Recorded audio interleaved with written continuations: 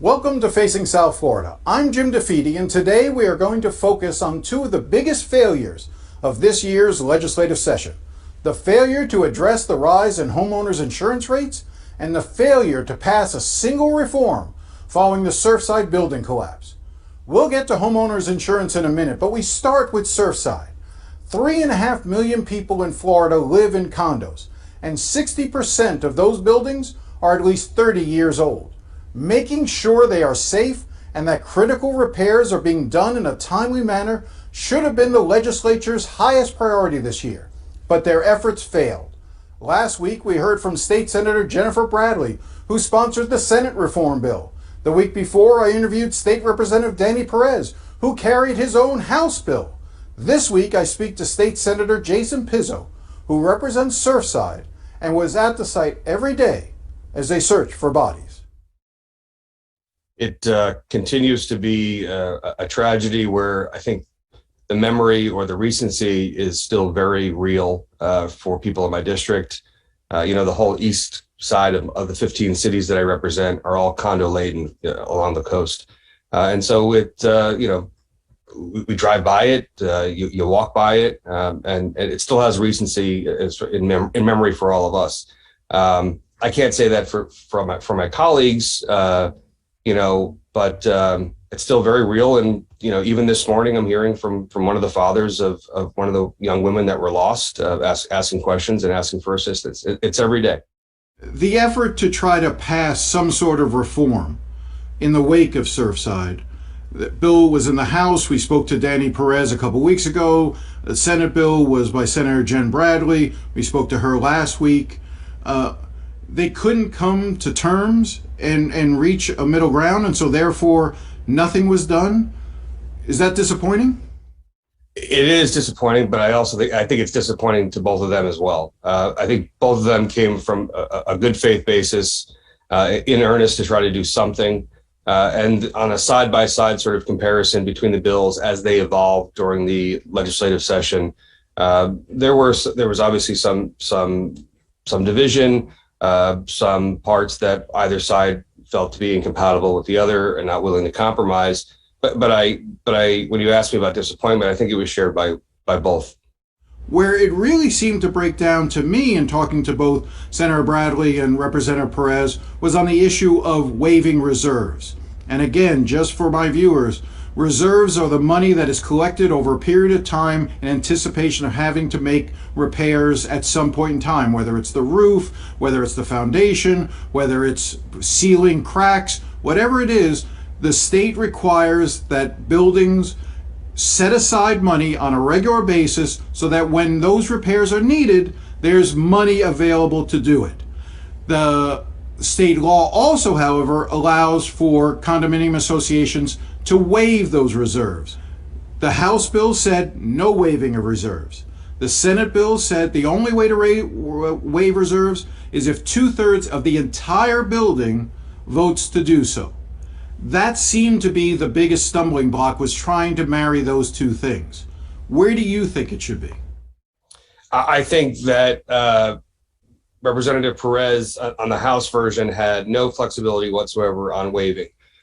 In practical application, Jim, to get 2/3 of all unit owners, not 2/3 of a quorum of the association that's actually meeting, which can be 3 members, 5 members, 7, so to speak, not a majority of those, but to get 2/3 of all unit owners is not an easy task. And I think for many buildings, it's tantamount to effectively or by default just going to the position of not being able to waive.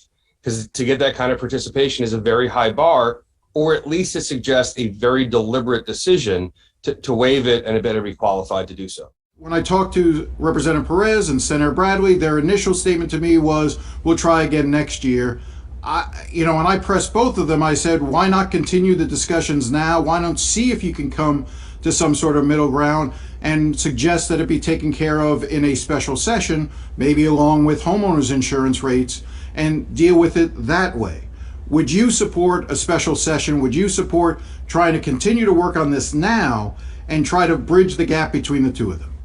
Absolutely, yes. And I think, and I saw when you had Senator Bradley on about a week ago, And the week before that, you had Representative Perez on, both indicating that they'd continue to work towards it. And then I reached out to both of them collectively and said, invited them even into the district and said, can we work this out over a weekend? And they were both quick to say, we're working on it. We're going to get something done. So I'm with you. There's a number of bills that get close to the finish line that seem close to be able to passing. And sometimes they're sort of academic, or they're tax related, or they're, somehow finance related. But when you're talking about bills that have to do with life and safety, another year, or we'll kick the can down the road for another year. When you asked me if I was disappointed, the answer is yes. But again, I think Representative Perez and Senator Bradley were also disappointed that nothing passed, because you let a year pass, and you're talking about things that involve people's lives. You never want any time to waste.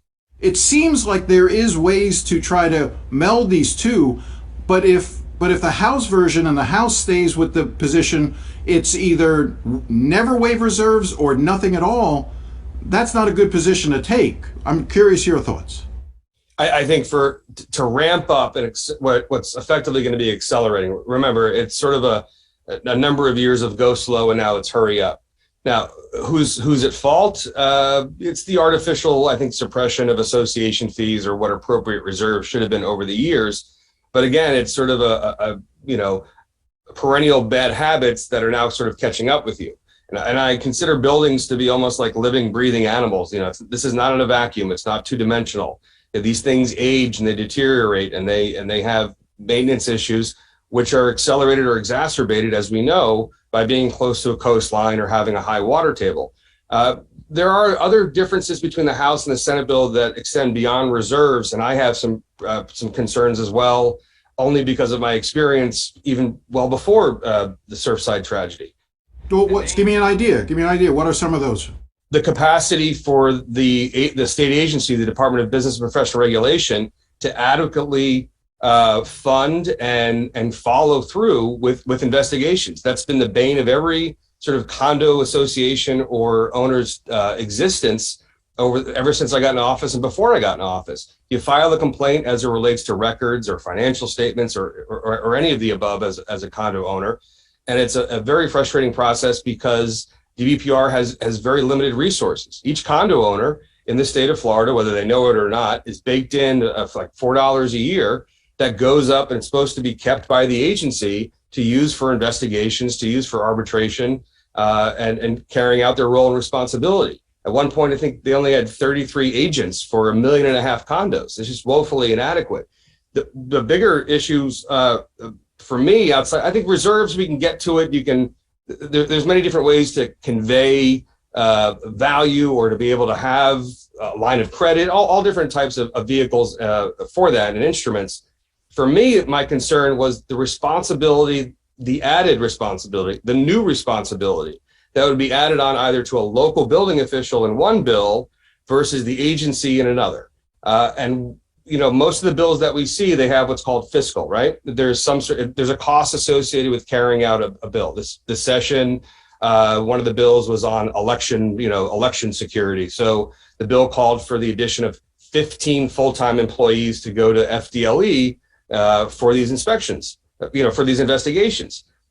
Neither of these bills had sort of any cost or fiscal associated with carrying out these roles. Now, if I represent Miami Beach, Surfside, Bal Harbor, Bay Harbor, North Bay Village, Sunny Isles Beach, these are obviously explosive, large, heavy density condo areas, and you're laying upon a building official a lot of responsibility in one bill, or a state agency in another, which from practical purposes, it sounds nice in theory, but they really don't have the resources. When you go from just 2 counties that have a recertification model to all counties, and you're putting a large burden on a state agency that is already woefully underfunded for their existing tasks, that was a bigger concern to me. Given the differences, can they come together, do you think, at some point? Is it reasonable to think that these differences can be ironed out in a timely enough manner to include in a special session this year? It should be. They should absolutely be able to do so.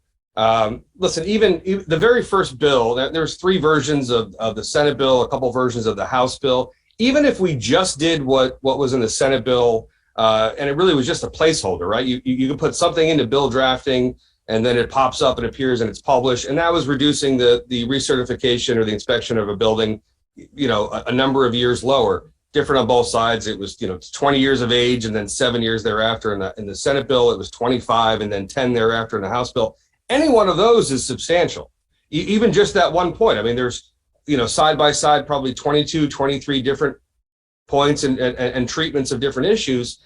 Anything would have been an improvement. So when you say special session, obviously the governor can call one. A number of House and Senate members also agreeing on it can call it. I mean, I've now talked about this issue the last 3 shows. Am I wrong to focus so much attention on this issue? You're not. And remember, and I mean this with all due respect to my colleagues in the Senate, many of whom come from agricultural, centric areas, from single family detached homes. I think I might be the only senator out of the 40 who lives in a condo with my wife and kids.